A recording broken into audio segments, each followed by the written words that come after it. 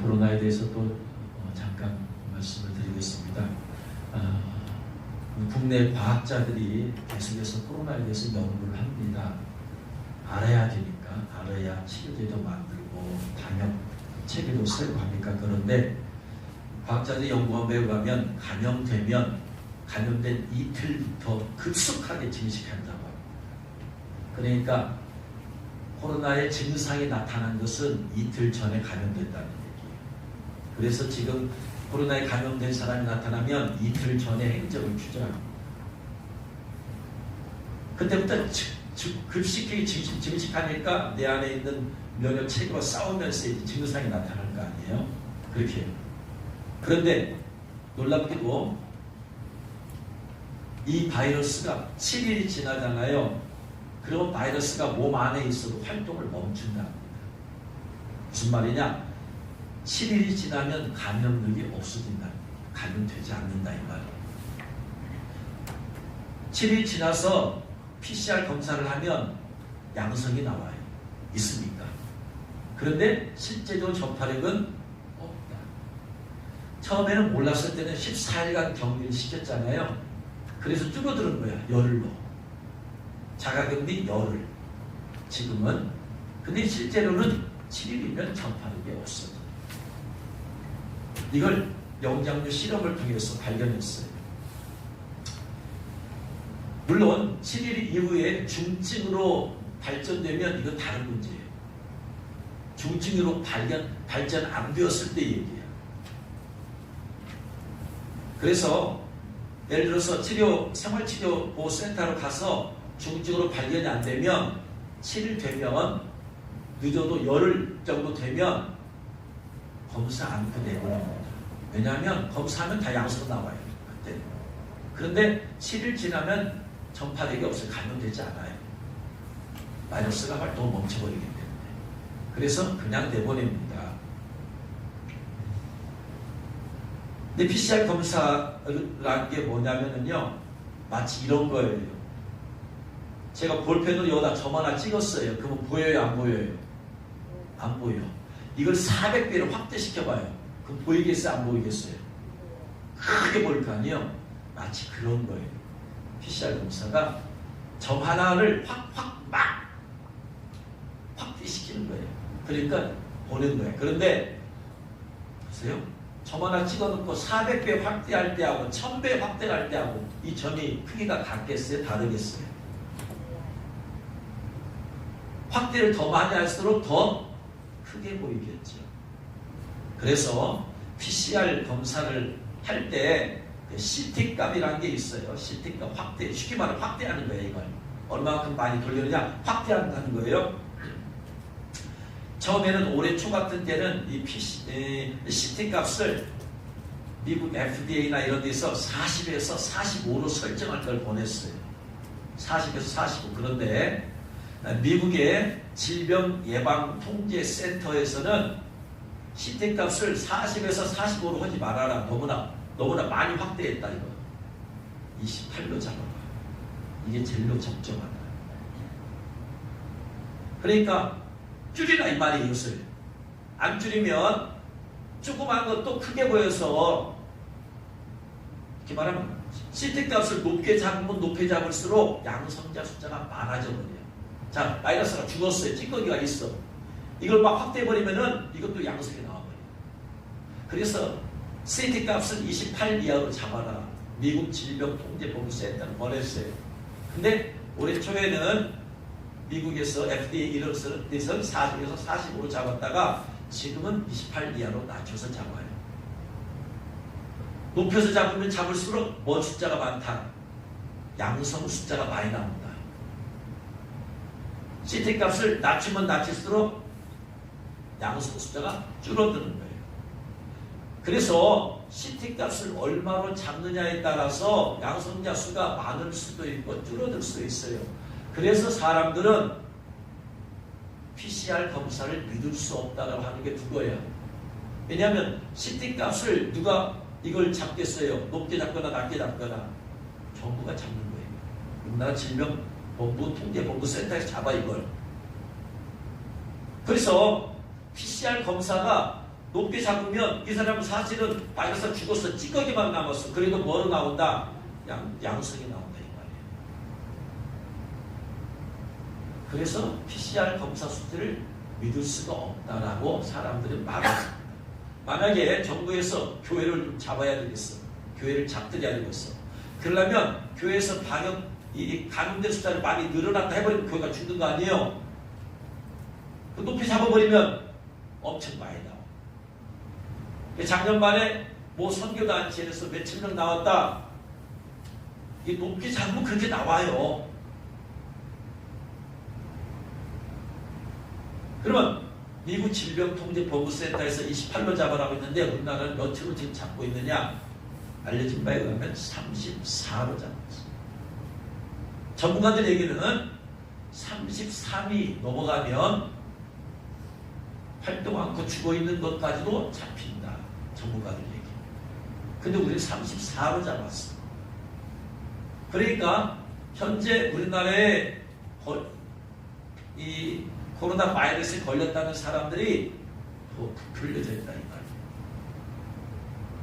정부가 이 값을 정하기 나름이니까 전문가들은 33 이상 되면 활동하지 않고는 바이러스도 잡힌다고 했어요. 전문가들은. 미국 질병통제보고센터는 28 이하로 낮춰 잡으라고 했는데 우리는 34로 잡았어. 이게 비밀이야. 이게 CT값을 매수로 잡는다. 그래서 이 방역을 정치 방역이라고 한다라는 거예요.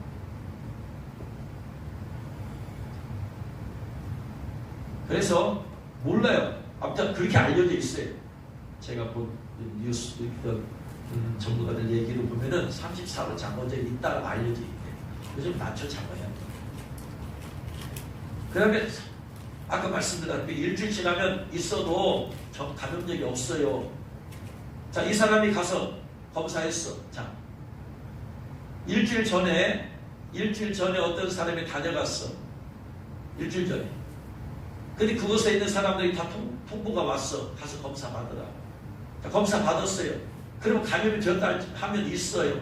있는데 이 사람이 PCR 검사 받으면 양성 나와.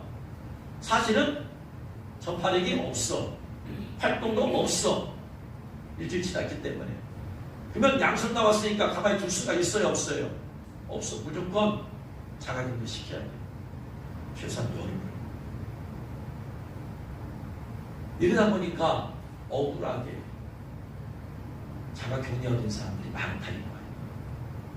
그래서 이러한 것들을 우리가 좀 알아야지 대응할 수 있다 이 말이에요. 여러분 생활 가운데서 감염이 되었다, 내가 나타났다, 그러면 최소한 2일, 길리자면 3일 전에 감염된 것이구나.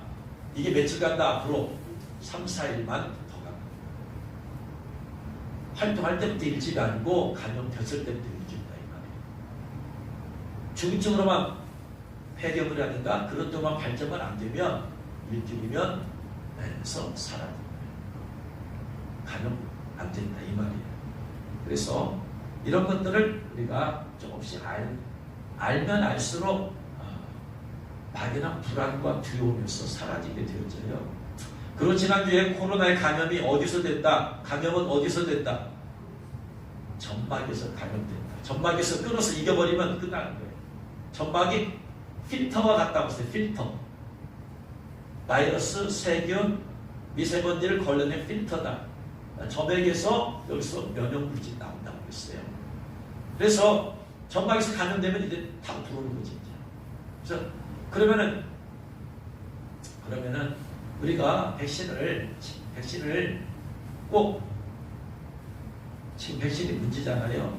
이게 엉덩이나 팔에다 맞아가지고 혈관 타고 들어가서 혈관 안에서 문제가 제가 며칠 전에 좀 동영상을 봤는데 나중에 얘기해. 뭐가 좀 정확하게 나올 때 말씀을 드리고 있었는데 막연한 것을 얘기하면 안 되고 정확한 것이 나올 때 제가 말씀을 드려야 되니까. 그러면 여러분 이것이 점막에서 감염된다고 했는데 점막에서 잡아버리면 되잖아. 그래요. 점막에서 잡으려면은 주사제를 맞을 필요 없이 어떻게 하면 되냐? 점막에다 치료제를 뿌려버리면 돼요. 그래서 세계에서 최초로 중국에서 코에다 뿌리는 백신을 만들어냈어요. 여기서 잡아버리면 되잖아. 깊이 몸에 들어오게 할 것도 없잖아. 전방에 뿌리는. 그랬더니 실제로 해봤더니 주사제보다 더 강력하다. 이게 뿌리는 백신이야. 뿌리는 백신.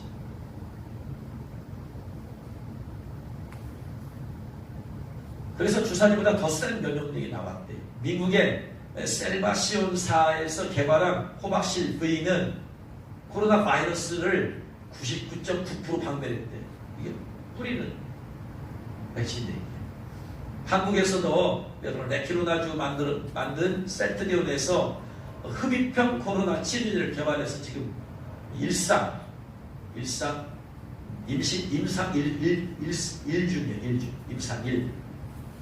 올해 말까지 마치고 내년에 임상 2단계 우리가 그렇게 하고 있는데, 그래서 이런 것을 알면 알수록 더 쉽게 치료할 수 있고 더 잘 치료할 수 있고 나옵니다. 그러니까 지난주에 말씀을 드리길 전박에서 끝내려면은 생강차 진저롤이라고 하는 그 성분이 이 백신은 후천 면역력을 주는 거고, 하나님은 우리에게 선천 면역력을 주셨다. 전박에서 그 다음에 세포에서 이길 수 있도록 선천 면역. 백신은 코로나만 잡을 수 있어. 그러나 선천 면역력은 모든 백신, 모든 코로나, 모든 세균, 모든 미세먼지를 다 걸러내는 거야, 이게. 그러니까 우리는 자꾸 선천 면역력을 길러야 된다. 그래서 점막에서 걸러내는데 가장 좋은 것이 바로 생강, 그 다음에 방탄수정과 이걸 자꾸 마셔라. 그래서 점막에서 끝내버리고 체내로 들어와서 얘가 더 활동하지 못하게 계속해서 해야 된다. 그래서 자주 여러분 차를 끓여서 가능한 한 자주 마셔서, 그래서 이 위기를 여러분 잘 극복할 수 있기를 주님으로 축원합니다. 자, 우리나라에서 오늘 본문 말씀, 우리나라에서 가장 많은 이름이 뭘까요? 가장 많은 성이 어떤 성일까요, 여러분? 흔히 말하기를 김, 이, 박, 최, 김이박, 최예요. 그러면 가장 많은 이름이 뭘까요? 옛날에는 가장 많은 이름이 뭐냐면 김영숙이래요. 김정숙, 김정희, 김영희, 김영자, 다 김씨네. 서울 김씨에다가 영숙, 정숙, 정희, 영희, 영자. 요즘 가장 흔한 이름은요, 김지우랍니다. 김서연, 김서윤, 김민준, 김민석, 역시 김씨. 그러면 이스라엘에서 가장 흔한 이름이 뭘까요? 아브라함이 흔한 이름이에요? 아니, 아브라함 말고 누가 아브라함을 또 감히 이스라엘이 믿음의 조상 아브라함이었는데 감히 내 이름을 아브라함이라고 할 만한 사람이 있을까? 흔한 이름은 몰라요. 모르겠는데 가장 흔한 이름 중 하나는 시몬이에요. 시몬. 왜 시몬이냐? 여러분 성경에서 보면은 레아가 야곱과에서 아들을 낳았어요. 레아가 첫째 아들 뭐라고 그랬어요? 루벤이라고 했어요. 두 번째 이름 뭐라고 했어요? 시몬이라고 했어요. 시몬. 셋째가 레위, 넷째가 유다. 이렇게 성경에 나오는 최초의 시몬을 레아가 낳은 둘째 아들. 창세기 22장 33절에 33절에 레아가 임신하여 아들을 낳고 그 이름을 루벤이라 하여 이르되 여호와께서 나의 괴로움을 돌보셨으니 이제는 내 남편이 나를 사랑하리로다 하였더라. 그가 다시 임신하여 아들을 낳고 이르되 여호와께서 내가 사랑받지 못함을 들으셨다. 여호와께서 들으셨다. 뭘 들으셨느냐? 레아의 기도 소리를 들으셨다. 남편이 사랑받지 못한 레아가 하나님 그럼 나에게 자녀라도 주세요. 자녀라도. 그래서 기도하기 시작해서 첫 아들을 루벤. 그래서 나의 괴로움을 돌아보셨다. 동생 라헬과 레아가 같이 한 남자 야곱의 부인이 되었어요. 근데 라헬은 세상적으로 아름다워. 세상에 올 때 레아는 그렇게 아름답지가 않아. 레아라는 이름은 뭐냐면은 암소야. 암소. 라헬은 암양이야. 그래서 세상적으로 볼 때는 라헬이 아름다워. 그런데 영적으로 볼 때는 예수님은 레아의 혈통을 타고 레아. 믿음적으로는 레아, 세상적으로는 라헬이야. 근데 아무튼 남편이 사랑받지 못하니까 이제 얼마나 서럽겠어요. 그래서 그 괴로움 가운데 기도했더니 하나님이 위로하기 위해 그래서 루벤을 주셔요. 두 번째, 하나님은 기도 안 해서 내가 기도하니까 들으시는 분이구나. 그래서 하나님 자녀 또 주세요. 그랬더니 하나님이 자녀를 줬어. 그래서 들으시는구나. 들으신 시몬. 그 시몬이라는 말이 하나님께서 들으시는 분이다. 뭘 들으신다? 기도를 소리를 들으시는 분이시다. 그러므로 기도는 뭐다? 기본적으로 기도는 소리다. 소리. 기도는 소리야. 하나님 뭘 들으신다? 소리를. 그 다음에 예수님의 제자 베드로의 이름이 원래 시몬이. 마태복음 4장 18절에 갈릴리 해변에 다니시다가 두 형제 곧 베드로를 하는 시몬과 그의 형제 안드레가 바다에 그물을 던진 것을 보시니 그들은 어부라. 시몬, 베드로. 세 번째, 예수님의 제자 가운데 또 가나안 사람 시몬이 있어요. 마가복음 3장 18절에 또 안드레와 빌립과 바돌로메와 마테와 도마와 알페와 아들 야고보와 및 다데오와 가나안인 시몬, 가나안 사람 시몬입니다.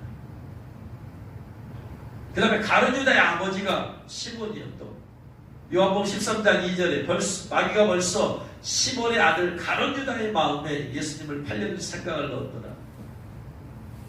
그 다음에 예수님의 십자가를 대신 지고 간 사람이 또 시몬이야. 마가복음 15장 21절에 마침 알렉산더와 루포의 아버지인 구레네 사람 시몬이 시골로부터 와서 지나가는데 그들이 그를 억지로 같이 가게 하여 예수님의 십자가를 지고, 그 다음에 예수님을 잔치에 초대한 바리새인이 또 시몬이야. 누가복음 7장 36절 한 바리새인이 예수님께 자기와 함께 잡수식을 청하니 이에 바리새인의 집에 들어가 앉으셨을 때에 그 동네에 죄를 지은 한 여자가 있어 예수님께서 바리새인의 집에 앉아 계심을 알고 향유 담은 옥합을 가지고 와서 예수님의 뒤로 그 발 곁에 서서 울며 눈물로 그 발을 적시고 자기 머리털로 닦고 그 발에 입 맞추고 향유를 부으니 예수님을 찾은 바리새인이 그것을 보고 마음에 이르되 이 사람이 만일 선지자라면 자기를 만지는 이 여자가 누구며 어떠한 자 곧 죄인인 줄을 알았으리라 하거든. 예수님께 대답해 주시되 시몬아 내가 내게 이를 말이 있다 하시니 그가 이르되 선생님 말씀하소서. 이르되 빚주는 사람에게 빚진 자가 둘이 있어. 하나는 500데나를 빚졌고 하나는 50데나를 빚졌는데 갚을 능력이 없어서 둘 다 탕감해줬다. 그거 누가 더 사랑하겠느냐? 당연히 더 많은 빚을 짓죠. 사랑이겠죠. 시몬이 대답하는데 내 생각에는 많이 탕감을 받은 자니이다 이르시되 내 판단이 옳다 하시고 그 여자를 돌아보시며 시몬에게 이르시되 바리새인이 시몬 이 여자를 보느냐? 내가 내 집에 들어올 때 너는 내게 발 씻을 물도 주지 아니하였을 때 이 여자는 눈물로 내 발을 적시고 그 머리털로 닦았으며 너는 내게 입 맞추지 아니하였을 때 그는 내가 들어올 때부터 내 발에 입 맞추기를 그치지 아니하였으며 너는 내 머리에 감람유도 붓지 아니하였을 때 그는 향유를 내 발에 부었느니라. 이러므로 내가 내게 말하느니 그의 많은 죄가 사하여졌도다. 이는 그의 사랑함이 많음이라. 사함을 받은 일이 적은 자는 적게 사랑합니다. 그래서 자기가 정말로 내가 나쁜 놈이다. 내가 죄를 많이 지었다. 그런데 예수님이 내 죄를 용서해 주는구나 하는 사람일수록 더 주님을 사랑하고 더 헌신하게 되어 있어. 죄를 많이 깨달은 만큼 주님의 은혜를 더 크게 깨닫는. 왜냐? 죄가 많은 곳에 은혜가 높지. 내가 30원어치 죄 지었어. 근데 용서해 줬어. 30원어치. 내가 3억 원어치 죄를 지었어. 근데 주님 용서해 줬어. 일평생 못 갚아 이거. 그래서 내가 죄인임을 깨달은 깊이만큼 주님을 사랑하고 헌신하게 돼 있다. 할렐루야. 그래서 내가 얼마나 못된 놈인가 깨달아야 돼. 내가 얼마나 못된 니은인가. 내가 어떻게 성질 나쁘고 그냥 더럽고 그냥 이걸 깨달은 만큼 주님의 은혜를 더 크게 깨닫는다. 할렐루야. 그래서 사도 바울이 자기는 뭐라고 나는 죄인 중에 괴수다. 죄인 중에 가장 악한 놈이다 이 말. 대장이다 이 말이에요.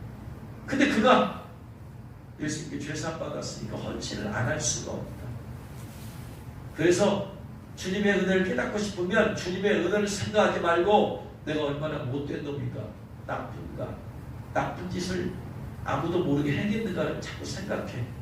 그러면 주님의 은혜가 크게 깨달아집니다. 할렐루야.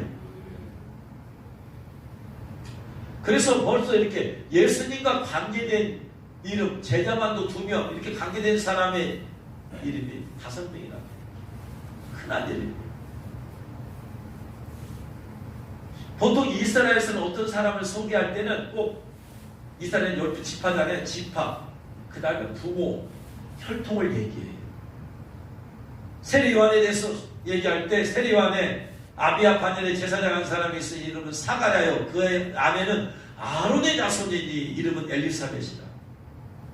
이렇게 이런 가문의 사람이다 얘기하는 거예요. 안나 선지자도 아셀 지파 바누엘의 딸이다. 지파를 얘기하고 누구 아버지가 누구다 얘기해요. 우리가 잘 아는 사무엘도 마찬가지예요. 엘가나 하는 사람이 있으니 여로함의 아들이요 엘리후의 손자요 도우의 증손이요 수의 연손이더라. 가문을 얘기해. 근데 시몬은 오늘 말씀 보니까 예루살렘에 시몬이라는 사람이 있어요. 이 사람이 혈통이 어디 가도 안 나와. 아버지가 누군가도 소개도 없어. 쉽게 말하면 이 시몬이라는 사람은 세상적으로 인간적으로 볼 때 어떤 사람이다? 별 볼 일 없는 사람이다. 내세울 게 없어. 소개할 게 없어. 자기를 피하라고 하는데 여러분 자기가 피할 게 많은 사람은 막 여러 가지 말할 거예요. 근데 피할 게 없어. 그 뭐다? 그냥 이름만 대고 끝나는 거지. 시몬이라는 사람은 내세울 게 없는, 부모도 그의 혈통도 내세울 게 없어. 한국에서는요 그냥 누구 영의정 몇 대손입니다. 누구 의정 몇 대손 이런 얘기 막 하잖아. 근데 시몬 내세울 게 없어. 꼭 저 같은 사람. 저도 뭐 내세울 게 없어요. 여러분 제가 우리 아버지 이름을 알아요? 우리 유명히 알 거지. 우리 아버지는 몰라요. 어머니는 더 몰라. 내세울 게 하나도 없어. 우리의 뭐 몇 대손 내가 몇 대손이다. 내세울 게 하나도 없어. 내세울 게 아무것도 없는 사람이 바로 시몬과 같은 사람. 그런데 내세울 게 없는, 인간적으로 살때 내성적으로 없는 사람이지만 그러나 성경에 기록될 만큼 하나님께는 중요한 사람이에요. 할렐루야. 이게 중요한 거예요. 세상적으로는 여러분 내세울 게 없어도 하나님께는 중요한 사람이 되시는 주 여러분은 축원합니다. 25년에 시몬이라는 사람이 있는데 이 사람은 설명하기 첫 번째 의롭고 경건한 사람입니다. 의롭고 경건한 사람. 그 당시 이스라엘은 로마의 지배로 인해서 정치적으로 경제적으로 혼란기야. 영적으로 혼란기야. 왜냐하면 하나님께서 이스라엘의 위기가 있을 때마다 다 선자를 통해서 말씀하셨는데 말라기 선자 이후로 약 400년, 350년 동안에 선자를 안 주셨어. 선자를 안 주셔서 하나님 말씀이다. 하나님 말씀 외친 자가 없으니까 영적으로 안 웃기죠.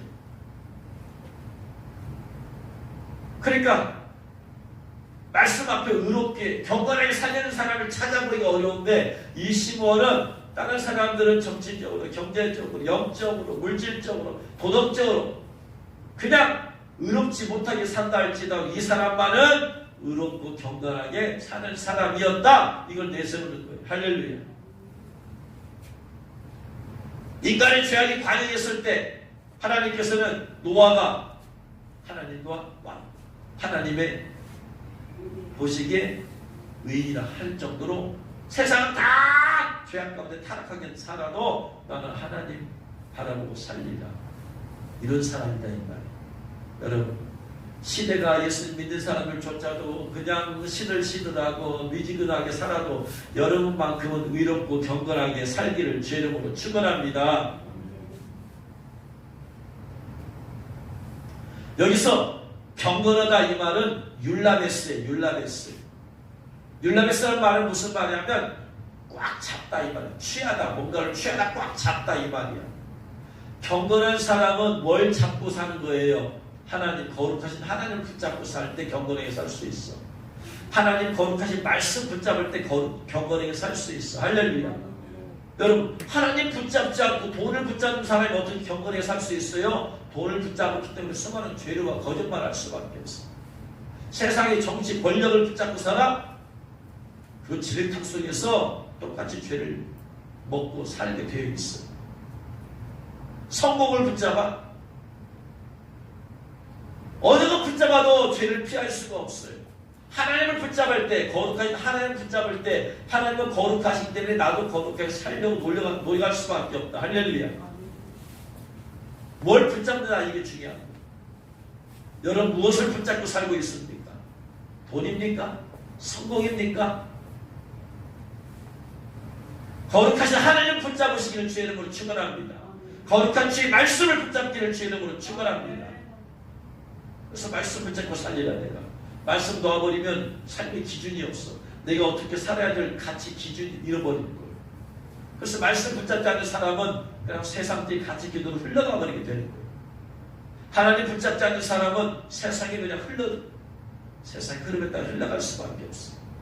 죽은 물고기는 그냥 위에 따라 가는 거예요.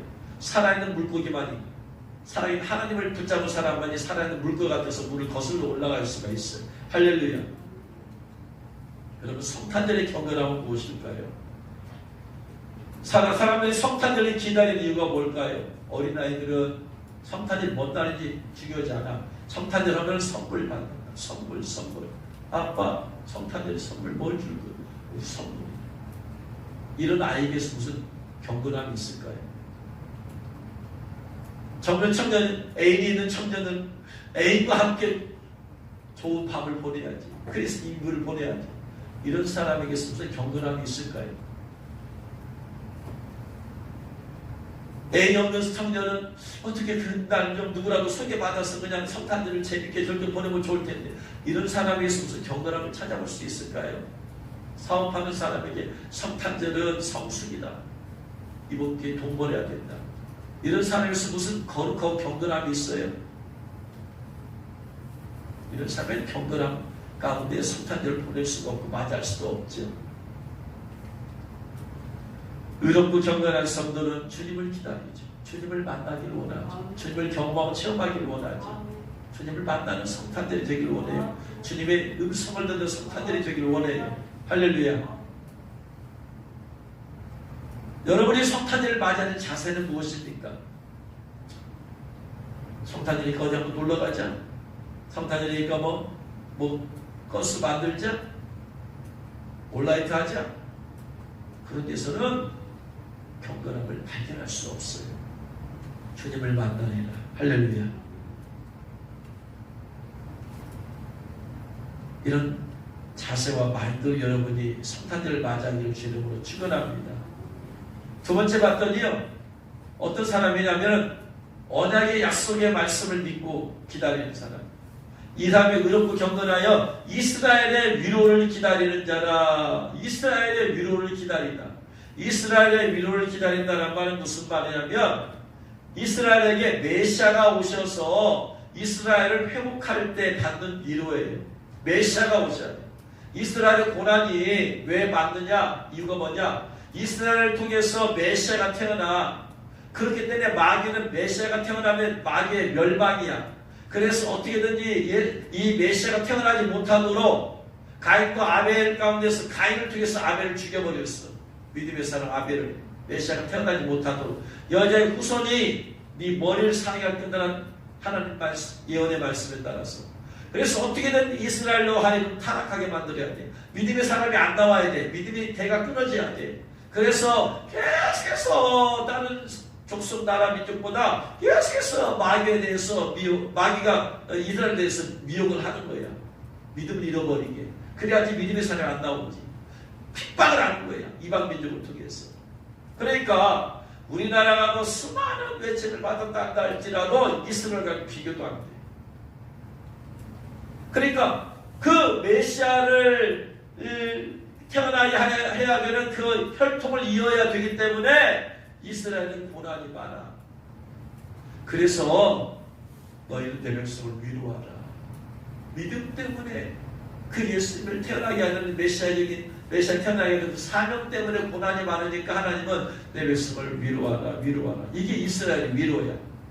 이사야 40장 1절에 너희의 하나님이 이르시되 너희는 위로하라 내 백성을 위로하라.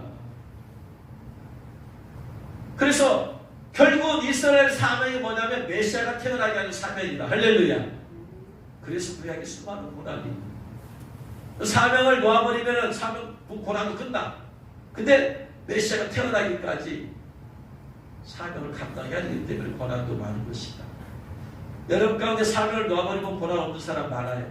근데 사명 때문에 고난을 받는 사람이 많아. 그 놔버리면 고난 사라져. 그러나 사명을 붙잡고 가는 사람이 있어 고난이 많다. 할렐루야. 그래서 그 연의 말씀을 계속해서 붙잡고 있는 거예요. 하나님 그 약속하신 메시아가 언제 태어납니까? 언제 태어납니까? 계속해서 기다려. 사회 심리학자 에릭 프롬은 인간은 위를 바라보며 미래를 기다리며 사는 자다. 내가 꿈꾸고 있는 것, 내가 생각한 것이 이루어지길 기다리며 사는 자가 이것이 인간이에요. 미래에 대한 기다림, 이게 인간이에요. 여러분 무엇을 기다립니까? 인생의 목적 기다림에 있습니다. 기다림. 부모는 자녀가 클 때까지 기다립니다. 목자는 양이 자랄 때까지 기다리는 거예요. 전도자는 그 사람을 주여 앞에 나올 때까지 기다리는 거예요. 주여 오시면 소망하는 자는 주님 오실 때까지 기다리는 거예요. 그 기다림 가운데 준비하며 사는 것입니다. 할렐루야.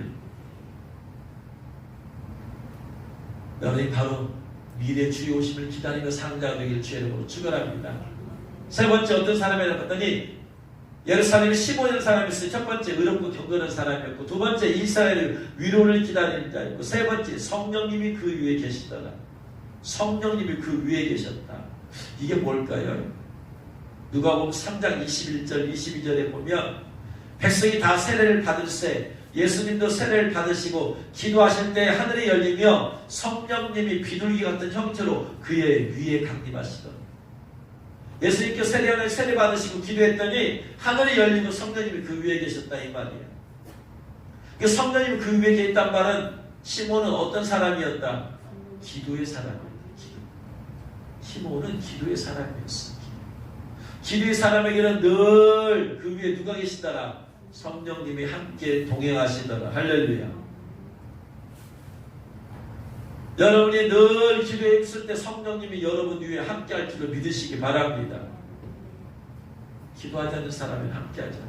성령님의 내주함은 있어도 삶 가운데 동행하시는, 그래서 인도하시고 능력으로 역사하시는 그것이 없어요. 기도하지 않는 사람에게. 성령 충만할 때 성령이 그 위에 계셔가지고 그의 삶을 인도해 주십니다. 할렐루야. 그의 삶 가운데 능력을 베푸십니다. 할렐루야. 여러분 그런 사람 되시기를 주의 이름으로 축원합니다. 성령님이 위에만 계신 게 아니고 26절에 그가 주의 그리스도를 보기 전에 죽지 아니하리라 하는 성령의 지시를 받았어. 성령이 위에 계셨는데 성령께서 가만히 계시기만 한 게 아니고 성령님은 어떤 하나님이시다? 성령 하나님은 일하시는 하나님이시다. 일하시는 말씀도 하시고 행하시고. 그러니까 성령이 함께 하시면 성령의 음성, 감화감동 음성, 상관의 성령의 능력과 역사, 인도를 경험하고 체험하는. 그러니까 성령이 그 위에 계시기 때문에 일하시는 하나님. 그래서 성령이 말씀하셨어. 시몬아, 시몬아, 네가 그리스도를 보기 전에 죽지 아니할 거야. 쉽게 말해 이 말이야. 네가 죽기 전에 그 기다리던 메시아 오신다. 얼마나 놀라운 일이에요. 수많은 사람들이 메시아가 태어나기를 수많은 구약의 수천 년 동안에 그 메시아를 기다리고 수많은 사람들이 기다리다가 죽었어요. 근데 자기 생전에 자기가 죽기 전에 메시아가 태어난다는 얘기예요. 할렐루야. 그러면서 기도하면서 기다립니다. 주여 메시아 속히 오게 하옵소서. 메시아 오실 길. 그래서 그는 기도로 메시아 오실 길을 닦아놨어. 기도. 헤롯이 예수를 죽이려고 할 때도 그는 기도하고 있었어. 하나님께서 기도로 길을 준비하시다. 할렐루야. 여기서 지시를 받다 이 말은 크레마티조, 계시를 전하, 계시받다 이 말이야. 너 죽기 전에 너 메시아 태어나. 그러니 너 기도로 준비하거라. 무슨 말과 똑같으냐면 너 죽기 전에 예수님 모시고 공중에, 그러니까 너 기도로 준비해 이 말이야. 어느 토요일날 저녁에 제가 강당에서 기도하고 있었어요. 주일을 준비하면서. 그러면서 이렇게 기도했어요. 사랑하는 주님, 저는 죄인 중에 괴수입니다. 그냥 하는 말이 아니고 제 진실한 고백. 주님께서 저를 긍휼히 여기사 많은 은혜를 주시고 여러 가지 훈련시켜 주시고 또 저에 대하여 오래 참아주시고 인내해 주셨습니다. 그래서 주님의 크신 은혜로 오늘 이 자리에 제가 있게 되었습니다. 주님의 크신 은혜를 감사드리며 제가 남은 일생을 주님의 마음껏 일을 하고 영혼들을 주님께 인도하고 성도들로 하여금 지오심을 준비시키도록 그런 삶을 살도록 하겠습니다. 제 생명, 제 일생을 받아주세요 라고 주님께 고백하며 기도하고 있는데 갑자기 그때 성령께서 말씀하셨어요. 제 마음의 고백을 주님께서 기뻐 받으셨나봐요. 손이 말씀하세요. 사랑하는 아들아, 내가 너를 사랑한다. 너는 마지막 시대에 나를 위해서 마음껏 일을 하게 될 것이다. 많은 사람에게 나의 강림에 대하여 예수님께서 공중에 오시는 것에 대해서 말하면서 그들을 준비시키게 될 것이다. 아들아 가하고 담대하라. 그러면서 아들아 유다서 1장 14, 15절 말씀을 봐라. 그래서 얼른 성경을 펴봤습니다. 14, 15절이 아담의 7세 손 에녹이 사람들에게 대하여도 예언하여 이르되 보라 주께서 그 수많은 거룩한 자와 함께 하셨나니 이는 무사람을 심판하사 모든 경건치 않은 자의 경건치 않게 행한 모든 경건치 않은 일과 또 경건치 않은 죄인의 주께 거스려한 모든 강팍한 말을 인하여 저희를 정죄하려 하심이라 하였느니라. 이 말씀. 그러면서 성령님이 이렇게 말씀하세요. 에녹이 주님께서 수많은 거룩한 천사들과 함께 임하는 것을 미리 환상으로 본 것처럼 너도 내가 영광 가운데 공중에 강림하는 환상을 보게 될 것이다.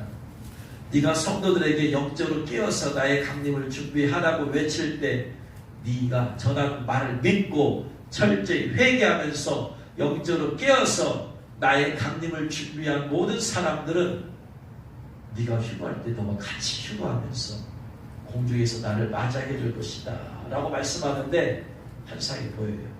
저와 제 말을 듣고 한 사람들이 같이 휴거하는 모습 환상으로 보여요. 내가 너를 통해서 기사와 표적이 나타나게 함으로써 내가 너와 함께하고 있음을 보여줄 것이다.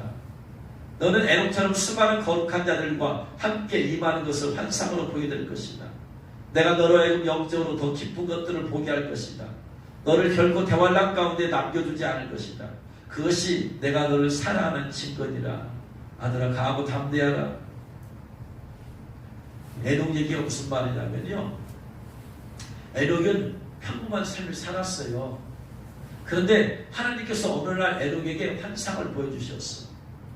뭐냐면은 그 당시에 아주 그냥 죄가 간영한 시대잖아요. 그러니까 환상을 보여주는데 주님께서 거룩한 천사들과 함께 와서 세상 사람들을 심판하는 모습을 보여준 거예요. 그때가 바로 노아 홍수 때예요. 그러니까 에녹이 그것을 본 거야. 하나님이 이 죄악된 세상을 가만히 두신 분이 아니구나. 천사들과 함께 세상을 심판하러 오신 분이구나 라는 환상을 보고 나서 정신이 바짝 들었어. 그리고 나서 그가 삶의 터닝 포인트가 되었어요. 뭐 때문에? 하나님의 주님의 심판과 오심에 대해서. 그러고 나서 주님과 동행하는 삶을 살다가 그러다가 뭐 했다? 산채로 들림받았다. 그래서 휴거의 예표자가 된 거예요. 에녹이. 무슨 말이냐? 주님의 심판하러 오십니다. 주님이 공중에 오십니다. 오셔서 신분을 데리고 가십니다. 그리고 이 땅에는 대환란이 있게 됩니다. 대환란 시대에는 666 표를 받지 않으면 경제 생활을 못해. 지금 백신 패스가 진행되고 있잖아요. 백신 패스가 없으면 음식점 가요, 못 가요? 못 가. 음식점 못 가. 그런 시대가 온다 이 말이에요. 그러니까 지금 백신 패스가 666표 예표직 여행 연습을 하고 있는 여행 연습을. 백신 패스를 안 받으면 밥 먹으러만 못 가는 게 아니고 여러 군데 이제 걸리게 못 가게 돼 있잖아요. 지금 이게 연습시키는 거예요. 그 당시가 되면 666표를 안 받으면 식당도 못 가, 병원도 못 가, 차도 못 타, 아무것도 경제생활을 못 해. 왜냐하면 돈이 필요 없어. 전부 다 이걸로 표로 결제하기 때문에. 지금 그 연습하고 있는 거야. 백신 패스가. 깨달아야 돼. 백신 패스 반대한다 하지 말고 다가올 미래를 준비하라 이 말이에요. 백신 패스 반대한다고 해서 그 문제 해결됐다고 해봐. 666표 똑같이 온다 이 말이야. 그 표 안 받으면 매매상을 못한다고 성경에 돼 있잖아. 중요한 건 반대하는 게 중요한 게 아니고 그걸 지금 깨닫고 예행 연습을 하고 있구나. 그러고 나서 내가 터닝 포인트, 신앙생활에 내 인생의 터닝 포인트가 되는 게 중요하다. 할렐루야. 주님 오셨을 때 신부로 들림받아야 된다 이 말이에요. 할렐루야. 들림받지 않는 사람들은 전부 다 이제 666표 받아야 돼. 대모한다면서 안 된다 이 말이에요. 세상 사람들은 백신 패스 반대한다고 하지만 예수님 믿는 사람들은 그것으로 끝내는 문제가 아니다 이 말이에요. 성경이 성취되고 있는 지금 과정 중에 있구나. 이걸 영적 통찰력을 가지고 봐야 된다 이 말이에요. 반대해서 해결되는 문제가 아니고 반대해서 자 백신 패스가 안 된다고 해봐. 근데 내가 믿음이 준비되는 거예요. 저절로 주님 받을 준비가 되는 거냐? 아니라 이 말이야. 영적 통찰력을 가지고 봐야 된다. 이런 일들은. 할렐루야. 그 당시는 그때가 되면 대환란에 낫게 돼요. 휴거되지 못하면 대환란에 낫게 되면은 666표 안 받은 사람은 어디도 갈 데가 없다 이 말이에요. 어딜 가겠어요 여러분. 나서는 돈 들어가는 건데. 마트가 표가 없는데 어떻게 해. 버스 타? 표로 끝내. 아파서 병원 가? 병원에서 표로 해야 돼. 갈 데가 어디예요? 학교가? 출석 이걸로 다 할 텐데. 갈 데가 있어요 없어요? 직장가? 직장에서 이미 다 의무화 됐는데 다 끊어져. 갈 데가 없어. 갈 데가. 그리고 백신 패스 걸린 사람 업주는 1차 150만원 2차 300만원 벌금 백신 패스 없이 들어간 사람 10만원 과태료. 지금은 그렇게 끝내지만 나중에 6년표는 그렇게 안 끝난다 이 말이에요. 그래서 감옥에 가게 돼요. 표를 안 받아요.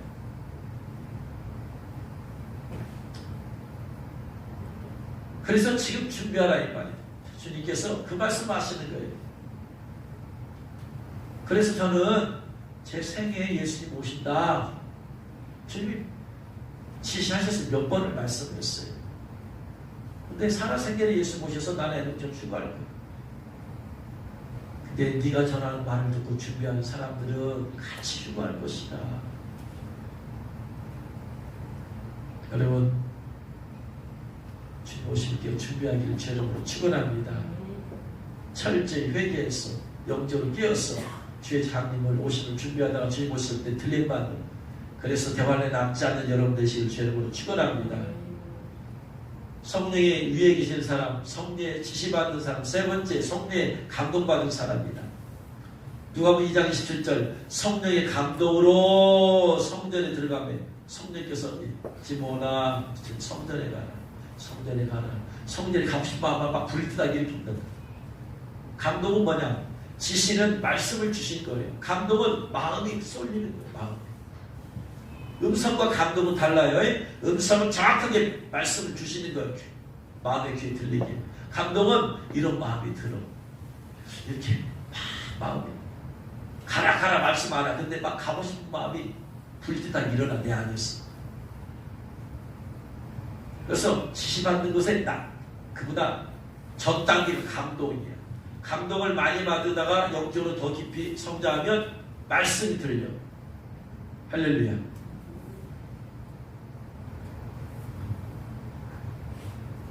그래서 감동을 받고 갔어요. 갔더니 어떻게 됐어요?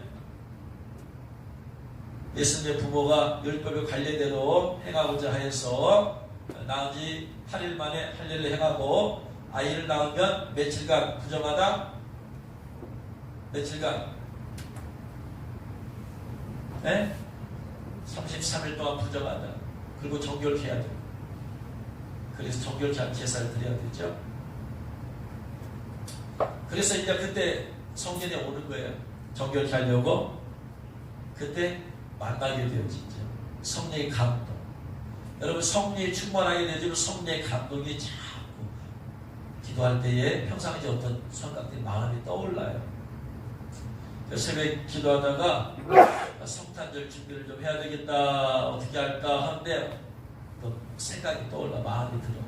아, 저기 화단이 있으니까 거기는 반짝반짝 불로 해야 되겠다. 그래서 그걸 필요한 거. 아, 들어오면은 정문에서 보면은 저 벽 쪽이 보이니까 거기다가 또 좀 뭐 좀 장식을 좀 해야 되겠다. 또 구입해서 놀라.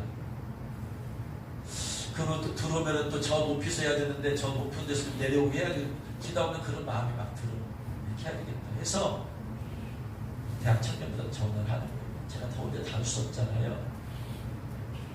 어제나 명준아, 신배야, 승현아, 애들 시간 내요. 조집사 연락이 시간 되면 나오라. 애들이 대학교 애들 또 기도하다가 보니까 오늘 올라오는 계단 방문복 올라오다 보면 오른쪽 벽이 좀 흉하잖아요. 네? 저거를 가려야 되겠다. 어떻게 할까? 저기 방문복이 있으니까 방문복 세워서 색깔을 칠해가지고 해야 되거든요. 감동을 주시는 마음. 또 부르는 거예요. 이렇게 각기목을 대고 이렇게 받으면 되겠다. 외국인이 저 경사로 설치하는 거 보니까 그렇게 하더라고. 작업을 전문가가 와서. 그러면 나는 방구목을 대가지고 이렇게 세우면 되겠구나. 하여튼 또 전화. 시간에 애들 미수고 나와라. 그래가지고 어제 저 방구목 된 것이요. 어제 아침 10시부터 해가지고 오후 밤 9시까지 11시간 걸렸어. 할 줄도 몰라요. 제가 이런 거 해봤어요. 언제? 근데 할 사람이 없잖아. 그게 주님 저한테 감동을 주시는 거예요. 그 처음에는 할 줄 모르는 사람이니까 시행착오가 많아. 처음에 시행착오해. 안 돼. 그러다가 아이고 잘못됐구나. 이렇게 해야 되겠구나. 하고 나서니까 돼. 젊은 애들이 다 온 거예요. 저는 그냥 감동받아서 야 이렇게 하라 치지 마. 이 애들이 젊은 애들이 있어서 얼마나 감사한지. 애들이 우리 이란 애들을 우리 대학 청년분들 다 올라오고 했잖아요. 주님 아시면 돼. 주님만 아시면 돼. 할렐루야. 주님이 나중에 칭찬하니까 그 아이들한테 박수를 좀 보내줍니다. 그 다음에 또 머릿속에 감동들이 몇 개가 있어요. 조금씩. 왜냐하면 우리들의 공간이잖아. 그럼 좀 그냥 놔두지 말고 좀 잘 갖고 해야 되겠다. 그래서 감동 주는 것들이 생각이 있으면 조금씩 하면서 좀 바꾸가면 좋겠잖아요. 여러분이 기도하다가 어떤 문제에 대해서 지금 어떻게 하면 좋아요? 손이 주머니에 믿으라고 선생님 감동 주시 떠올려주시 이렇게 하면 될 것 같아. 그걸 하다가 잠시 이거 이렇게 하면 될 것 같아. 이거 이렇게 하면 될 것 같아. 이거 이렇게 하면 될 것 같아. 될 것 같은 생각이 되는 거예요. 한 번도 안 해봤어요. 제가. 이거 이렇게 하면 될 것 같아. 물론 되기까지 좀 시간이 많이 걸려요. 안 해본 사람 해서. 근데 돼. 결국 돼. 물론 전문가처럼 되지 않더라도 전문가 물론 다 돈 줘야 되니까 우리는 재료만 사면 되니까. 여러분이 기도하다가 어떤 문제가 있을 때 주님 이거 어떻게 하면 좋아요? 이거 해결해야 돼. 어떻게 하면 좋아요? 할 때 주님이 떠올려 주시면서 이렇게 하면 될 것 같아. 그럼 돼. 어떤 사람에 대해서 주님 어떻게 할까요? 헌데 주님이 성령 충만한 가운데 하면 떠올려 주셔. 떠올려진 방법을 생각하면 머릿속에 어떻게 된다? 될 것 같아 이거. 이렇게 하면. 그건 하면 되는 거예요. 이게 성령의 감동. 성령 충만한 사람이면 성령의 감동이 이렇게 와요. 여러분이 성령 충만 받아서 이런 성령의 감동이 이렇게 있기를 주의 이름으로 축원합니다. 성령의 감동이 충만하려면 첫 번째 마음을 청결해야 돼요. 마태복음 5장 8절에 마음이 청결한 자를 복이 있나니 그들이 하나님을 볼 것입니다. 마음을 청결해야 되고, 두 번째는 아까 성령이 위에 계셔야 되니까 먼저 기도를 자꾸 많이 해야 됩니다. 할렐루야. 이제 말씀을 마칩니다. 시몬은 바로 성령의 그 위에 계시는 사람이었고, 성령의 지시를 받는 사람이었고, 성령의 감동을 받는 사람이었고, 그 다음에 성령에 사로잡힌, 성령의 사명에 사로잡힌. 왜냐하면 2장 28, 29절 말씀 보니까 시몬이 아기를 안고 하나님을 찬송해야 되는데, 주여 이제는 말씀하신 대로 종을 평안히 놓아주시는 도다. 그때까지 하나님의 시몬을 꽉 잡고 있었어. 너는 사명자야. 메시아가 오도록 기도해야 돼. 하나님께 붙잡힌 사람이었어. 근데 사명 끝났어. 이제 더 이상 붙잡을 수 없어. 이제 시몬은 얼마 안 가서 이제 하나님께서 부르신 줄로 믿습니다. 사명 끝났잖아. 다 이것도다. 예수님으로 말하면 다 이것도다 한 거잖아요. 여러분, 술에 중독된 사람은 처음엔 그가 술 마셔. 근데 나중에는 술이 그를 사로잡아. 이것은 술의 인백이었다고. 도박하는 사람은 내가 처음에 도박해. 근데 나중에는 뭐냐? 도박이 그를 사로잡아. 도박이 인백인 거예요. 막 붙잡아. 도박이. 처음에는 내가 도박을 붙잡지만 나중에 도박이 그를 붙잡아. 인백. 말씀 붙잡은 사람도 마찬가지. 처음에 내가 말씀을 붙잡지만 나중에는 말씀이 나를 사로잡아버려. 할렐루야. 말씀의 인백이야. 할렐루야. 그래야지 말씀에 합당하게 살아. 처음엔 내가 기도해. 근데 나중에는 기도가 나를 사로잡아버려. 어떤 분이 이런 일이 있어요. 생활치료센터, 의료원에 갔어요. 코로나 때문에. 의료를 갔는데 잠을 잘 수가 없대. 왜 그런가 봤더니 같은 방에 권사님이 계시는데 자다가 주여! 자다가 아버지! 자다가 세상에 얼마나 그럴까. 저는 한 번도 자다가 제가 주의 단서를 못 들어봤어요. 얼마나 주님께 붙잡혔어요. 얼마나 기도에 붙잡혔어요. 저 정도 될까. 자기 자신도 모르게 튀어나오는 거예요 지금. 처음엔 내가 기도를 붙잡지만 나중에 기도로 인백이면 기도가 나를 사로잡아서 자는 중이라도 기도가 나오게 만들어. 무식 중이라도 기도가 터져 나오게 만들어. 할렐루야. 기도의 인백이신 주 여러분 축원합니다. 처음엔 내가 성령 충만함을 사모하지만 나중에 성령이 나를 사로잡아버려. 시몬처럼. 여러분이 이런 사람 되시길 주 여러분으로 축원합니다. 처음엔 내가 사명을 붙잡고 사명 감당해야지, 사명 감당해야지, 사명 감당해야지만 이렇게 살다 보면 사명이 내가 인백해버려. 사명이 나를 사로잡아버려. 사명이 나를 끌고 가버려. 할렐루야. 이게 시몬. 이 세상에는 술에 잡힌 사람, 마귀에 사로잡힌 사람, 담배에 사로잡힌 사람, 죄에 사로잡힌 사람, 물질에 사로잡힌 사람, 세상에, 성공에, 돈에 사로잡힌 사람이만 인백인 거예요. 이런 인백이면 이건 다 육적인 삶. 필요 없다는 얘기 아니야. 필요해요. 그러나 우리가 이런 것을 인백해서는 안 된다. 여러분, 하나님의 말씀에 사로잡히기를 주 여러분 축원합니다. 기도에 사로잡히시기를 주 여러분 축원합니다. 성령님께 사로잡히기를 주 여러분 축원합니다. 사명에 사로잡히기를 주 여러분 축원합니다. 그래서 하나님은 이 시몬을 쓰신 거예요. 메시아가 태어나고. 원하옵긴 여러분이 거룩하고 경건한 사람 되시기를 주 여러분 축원합니다.